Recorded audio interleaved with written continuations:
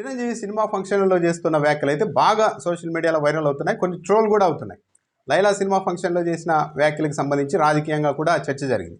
అయితే బ్రహ్మ ఆనందం సినిమాకు సంబంధించిన ఫంక్షన్కి వెళ్ళారు. బ్రహ్మానందం ఆయన కుమారుడు నటించిన ఈ సినిమా ఫంక్షన్కి వెళ్ళిన చిరంజీవి అక్కడ సరదాగా చెప్పిన కొన్ని అంశాలు కూడా సోషల్ మీడియాలో బాగా, అంటే ఆయన సరదాగా చెప్పినప్పటికీ కూడా నెటిజన్లు కూడా సరదాగానే విపరీతంగా దానిపైన స్పందిస్తూ ఉన్నారు.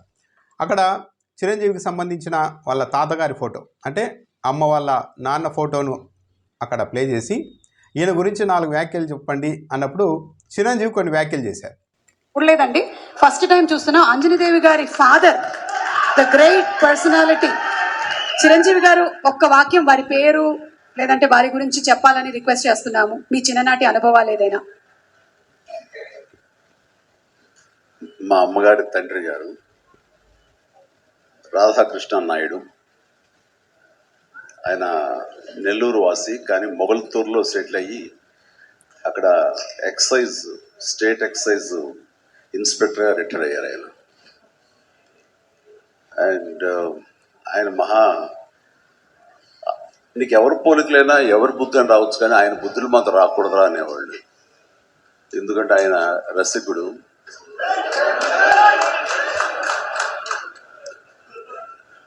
ఇద్దరు ఇంట్లో ఉండేవాళ్ళు, నాకు 2 అమ్మమ్మలు.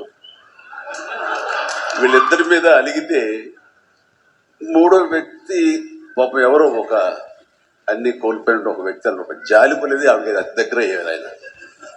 అలా 3 మనకు తెలిసి 4-5 ఉన్నాయేమో మనకు తెలియదు. అది వాళ్ళ తాతగారి గురించి చెప్పండి అన్నప్పుడు చిరంజీవి గారు ఏదో 4 మంచి వ్యాఖ్యలు, మంచి వ్యక్తి, గొప్ప మనిషి అని చెప్తారనుకుంటే ఆయన హఠాత్తుగా వాళ్ళ తాతగారిలోని రసిక గుణాన్ని ప్రస్తావించారు. మా తాత మంచి రసికుడు. ఇంకోటి అందరూ అనేవాళ్ళు అంటారు, కుటుంబ సభ్యులంతా, ఎవరి పోలికలైనా ఎవరి బుద్ధులైనా నీకు రావచ్చు, కానీ మీ తాత బుద్ధులు రాకూడదురా అని చెప్పారంట. ఎందుకు అంటే ఇంట్లోనే 2 ఉండేవాళ్ళంట ఆడవాళ్ళు. వాళ్ళిద్దరి మీద కోపం వస్తే 3 ఆమె దగ్గరికి వెళ్ళేవారట. ఇక 4, 5 కూడా ఉన్నారేమో నాకు తెలియదని చిరంజీవి గారే చెప్తూ ఉన్నారు. సో చిరంజీవి గారికి అయితే ఈ పోలికలు రాలేదు, కానీ మీ కుటుంబంలోనే మరొకరికి పోలికలు వచ్చాయిలేండి, మీ తాతగారి పోలికలు అంటూ ఈ అంశంపైన నెటిజన్లు మళ్ళా నెగిటివ్గా ట్రోల్ చేయడం మొదలుపెట్టారు. అంటే చిరంజీవి గారు ఈ స్థాయి వ్యక్తి ఇలా ఫంక్షన్లకు వెళ్ళినప్పుడు ఏదైనా పాజిటివ్గా మాట్లాడాలి, కానీ ఇలాంటి విషయాలు ప్రస్తావించడం ద్వారా అనవసరంగా ట్రోలింగ్కు గురవుతున్నట్టుగా ఉంది. ఇప్పుడు చిరంజీవి చేసిన వ్యాఖ్యల్ని ఆయన కుటుంబంలోనే మరొకరికి ఆపాదిస్తూ ఉన్నారు. మీ తాతగారి పోలికలన్నీ ఇంకొకరికి వచ్చాయి చూడండి అని.